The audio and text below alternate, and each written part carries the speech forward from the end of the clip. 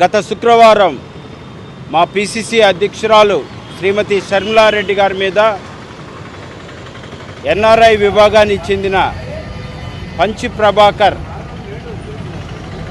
అనే వ్యక్తి, వైసీపీ విభాగానికి చెందినటువంటి వ్యక్తి సభ్య సమాజం తలదించుకునేలా అసభ్యకరంగా బూతులు తిడుతూ యూట్యూబ్ ఛానల్ ద్వారా ఆయన ఆంధ్రప్రదేశ్లో ఉన్న ప్రతి కాంగ్రెస్ పార్టీ కార్యకర్త దిగ్భ్రాంతికి లోనయ్యున్నారు. దీన్ని పూర్తిగా కాంగ్రెస్ పార్టీ తరఫున మేము ఖండిస్తున్నాం. ఈ విషయాన్ని నెల్లూరులోని one town police station circle inspector గారికి ఈ యొక్క విషయాన్ని తెలియజేయడం జరిగింది. కేసు నమోదు చేయడం జరిగింది.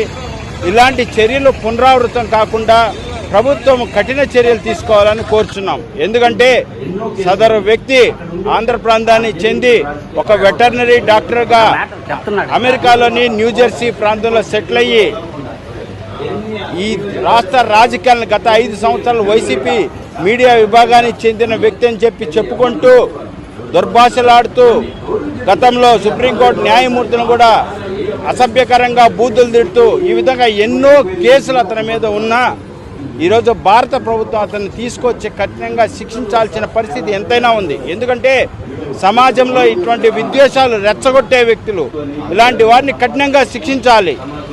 అంతేకాదు ఈరోజు మా షర్మిలారెడ్డి గారు, ఆమె ఒక మహిళా అధ్యక్షురాలుగా ఒక సమాజంలో ఎంతో మహిళలు ముందుకు రాలేని పరిస్థితుల్లో ఉన్న నేటి పరిస్థితుల్లో ఈరోజు కాంగ్రెస్ పార్టీ అధ్యక్షురాలుగా ఒక బాధ్యతను తీసుకొని అనేక ప్రాంతాలు రాష్ట్ర వ్యాప్తంగా పర్యటనలు చేస్తూ ఉంటే ఈరోజు సమాజం తలదించుకునేలా ఆమె కుటుంబంలో నుంచి కనీసము బయటికి రానే విధంగా ఈరోజు అగౌరవంగా ఈరోజు మాకంతా గుండెలు పగిలిపోతున్నాయి.